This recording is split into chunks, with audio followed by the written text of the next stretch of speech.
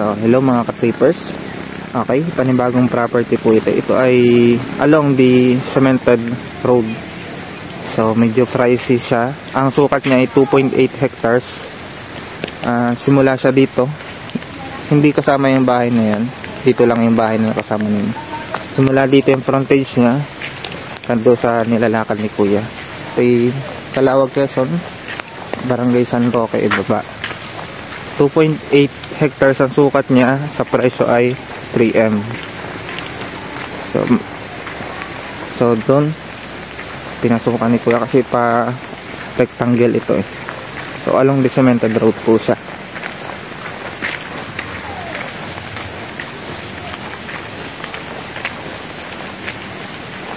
So may muhon na ito, Kuya. Oh.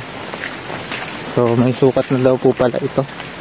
Bale ang tanim niya ay meron siyang mahugan eh. So may muhon na din siya. Then baka pa ganun. So papasok tayo sa loob. Tingnan natin yung mga produkto, kung anong style din ng lupa. Kagandahan naman ay along the cemented road po siya. So anong punong tawag po dyan? Meron akasya. Akasya, ano po? Akasya. Dito. Mangga. Kasi ang bahay na yan, hindi na yan tatanggalin. So bale meron kayong pansamantalang anuhan. So mayroon siyang mangga. At ito mayroon na nga itong papasok dito. Bale ang frontage niya possible nasa 50 meters. Ito na yung ano niya. May poste sa loob ng property sa kuryente. Yan. Yung malado sa baba niya. Okay, doon sa pababa pa doon. So ikot pa dito.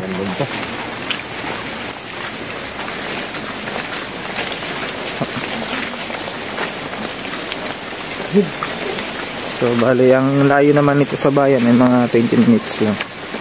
Nandito ka na. So ito sako pa yan. Yung bahay lang talaga yan ang hindi kasama.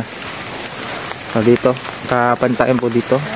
And ang niyog niya ay namumunga na, pero may ilan na matataas at ilan na yung mabababa. Ang mga produkto ng kanyang lupa ay parang flat land lang din siya. Mga 98%. Yun pa lang yung nakikita ko sa ngayon. So libutin natin. May manggahan at may ilang mga kahuyan. May langka, mahugani. So kaganda nito, may muhon na ito eh.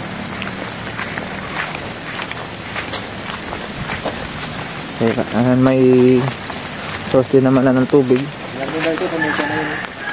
May kawayan. Yung kawayan na naka anong yan? Ito may bukal. Itong kawayan na nakatumbang ito? Hindi, yung nasa baba na yun. Aling kawayan? Layo pa. So dulo pa doon. Medyo pababa pa doon. Tapos dito ito may bukal. Dito yung bukal niya. Ito ng problema sa tubig.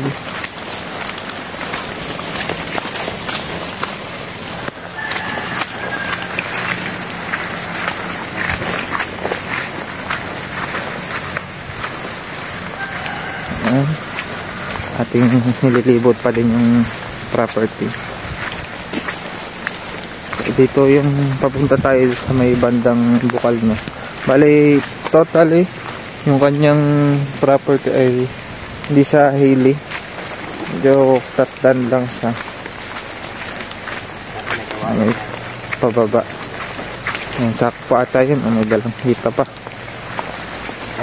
Pandaan. Ito mga pandaanan. Mga panta.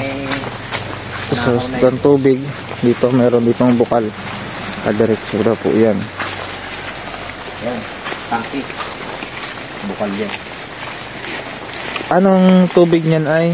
Bukal. Nasa tangki. Hindi, ano yung tubig niya ay? Buhay. Buhay. Buhay. Nandito. Okay. Ito na ito. Buhayan. Okay. Tapos pag Sige. pababa. Pababa na doon. Hindi lang siya kasi nung malinis dito pagdating sa likod at may tenants po ito? Hindi naman, parang wala ang Caretaker lang. caretaker. Pero okay naman po yung usap ng may-ari sa caretaker po. Walang parang So itong lugar na ito ay asa nga po ay matubig dito. Karamihan po dito ng pandan. yung una yan, may unang direksyon katubang. Ganun pa daw po yan. Kung lulusong pa tayo dito, maputik na. Maputik na po. Doon tayo, silip tayo sa kabila. Dito tayo dumaan.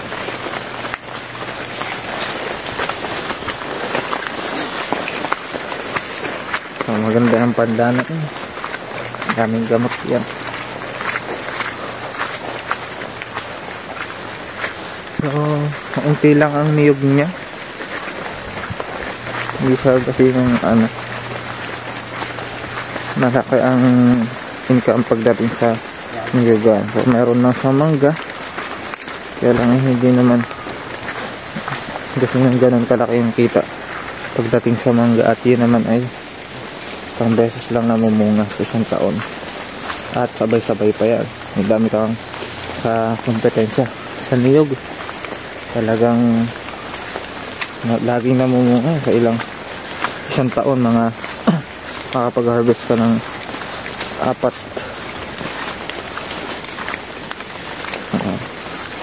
Mahigit. So, dito medyo flatland nga siya, hilly. Konti lang. Pero kapantayin ko sa provincial road po. Mababa lang naman ito. Dito ay pababa na nga. Na yan. May sapa. So doon sa ako pa yun hanggang pababa. Abot yan doon sa may kawayan. Okay. May niyog pa rin doon. Niyugan. So unti na lang ang niyog niya. Siguro yung mga nasa na nga lang 200 mahigit. Oo. More or less. 200.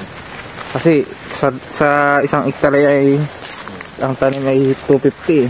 Ito ay 2.8 madalang. Tama pa yan.